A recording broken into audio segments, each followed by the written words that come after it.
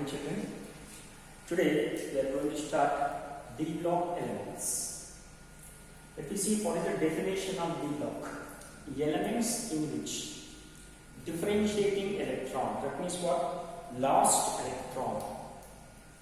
Whichever entering lost electron, differentiating electron in n minus 1 d orbital. N minus 1 d orbital. They are called what? D block elements. To take care, last electron entering in 3d orbital. N is actually 4, n minus 1 equal to 3, n minus 1, 3d orbital. See, d orbital. Last electron 3d3, 3d4, 3d6, like that. 3d10, another way to observe. 6d1, 6d3, 6d6. That means last electron entering in the n minus 1 d orbital. They are called actually D block elements. Next, one more thing, transitional elements. Which elements are called transitional elements? The elements in which incomplete n minus d orbital electronic configuration, if you observe.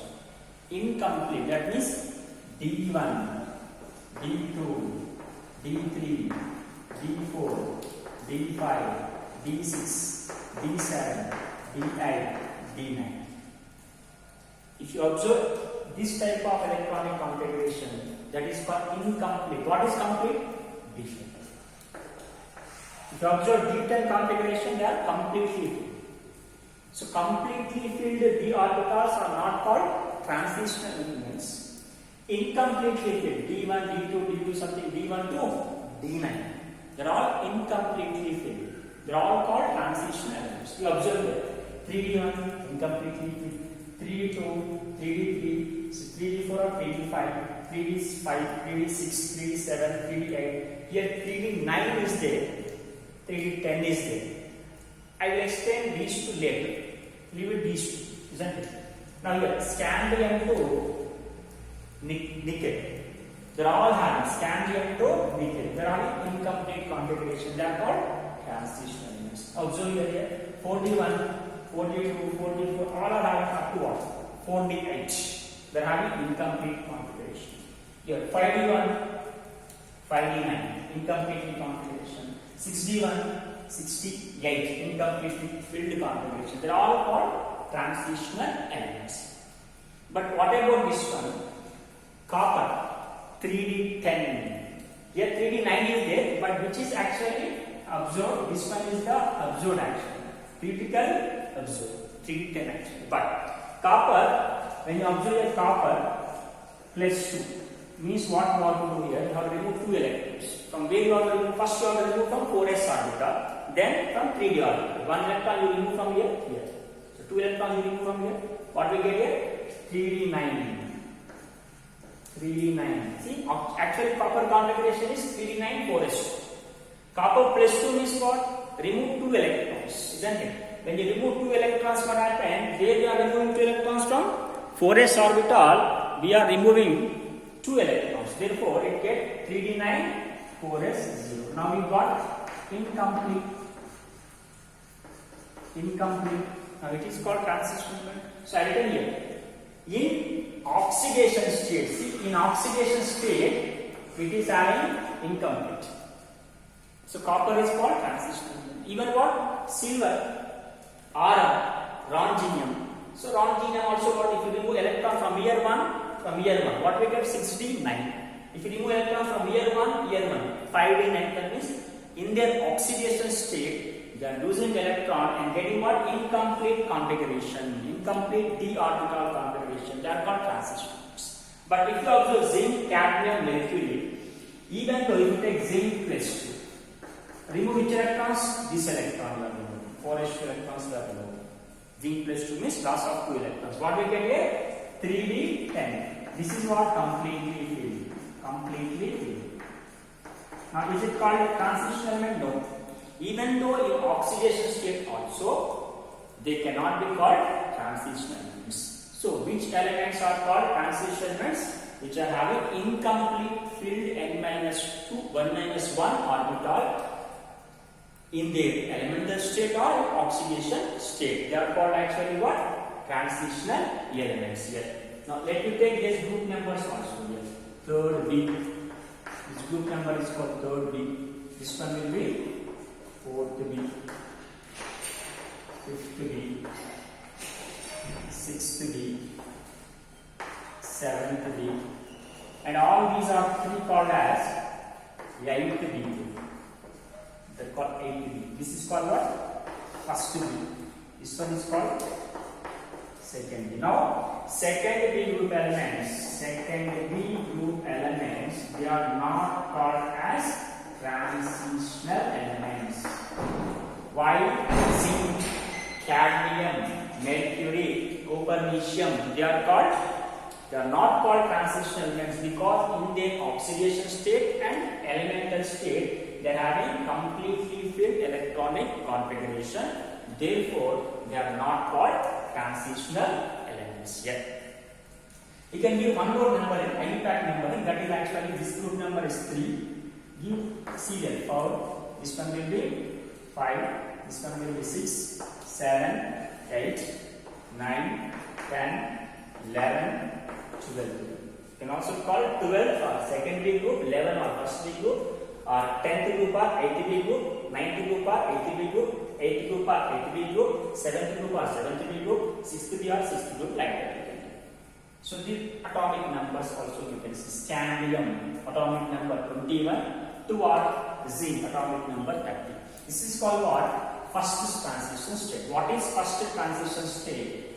From scandium to zinc, atomic number from 21 to 30. They are called first transition state series or called 3D series because the electrons are entering in which orbital? 3D orbital. See, all are having entering in 3D orbital. Therefore, they are called 3D series, also called first transition series from scandium to zinc, isn't it? Titanium, vanadium, chromium, manganese, iron, cobalt, nickel, copper, zinc. They are called 3D series, first transition series. When you observe a chromium, actually it is having 3D4 4s2 ground state. It is actually general critical state is it formed.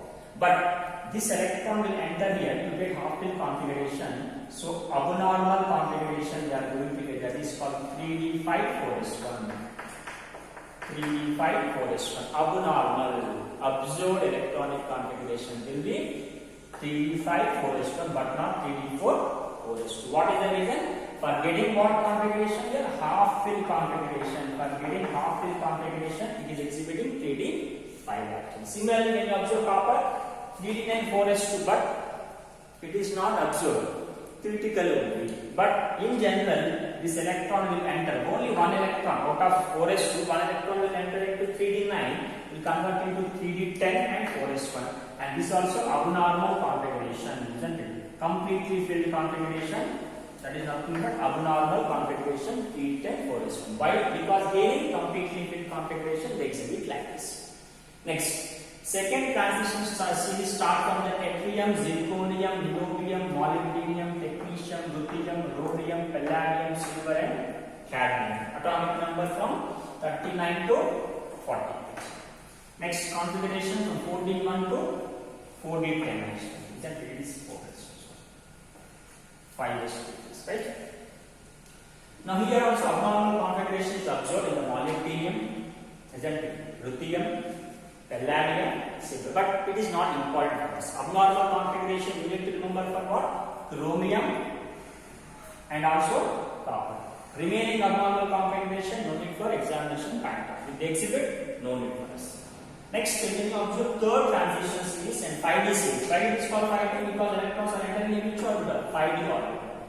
Now when you observe after 57, 39 to 38, 39, 40, 41. But in this case, lanthanum 57, hafnium 72. What about 58? That 58 to is an atomic number. 58 to 71. They are called lanthanides. They comes under what? F block elements. They comes under F block elements. Here we don't consider that. So hafnium, tantalum, tungsten, radium, osmium, iridium, platinum, arum and mercury. So all this comes under third transition series. You have to remember after lanthanum there will be element called cerium. This is called cerium. 58 cerium to what actually? lutetium. Cerium to lutetium. After lutetium, next element 72, that comes under the D block. Cerium to lutetium, 58 to atomic number 71, they comes under F block. Okay, next, fourth transition C, we start from actinium.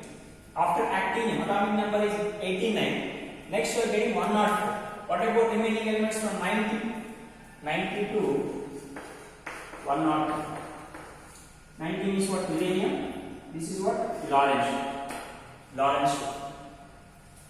They comes under F block elements. We can't consider that one as D block because they differentiating electron. Why they are called F block elements? Because their differentiating electron is not entering in D orbital, entering in the F orbital, N minus 2 F orbital. They are called F block elements. Here also same thing is happening. But in these cases, what happens? Differentiating electron entering in the N minus 1 D orbital. Therefore, they are called D block elements. 58, that is cerium, that is not D block. Why? Because differentiating electron is entering in the F block element. So you can't consider it as a D block. Since you observe a fourth transition series, also called CP60 series. Why? Because electrons are entering in 6D orbital. What are the elements? Actinium, 89, rutherfordium, 104, dubnium, civorium, borium, hassium, metallium, tungstenium, longinium, copernicium. So all elements present in the fourth transition series.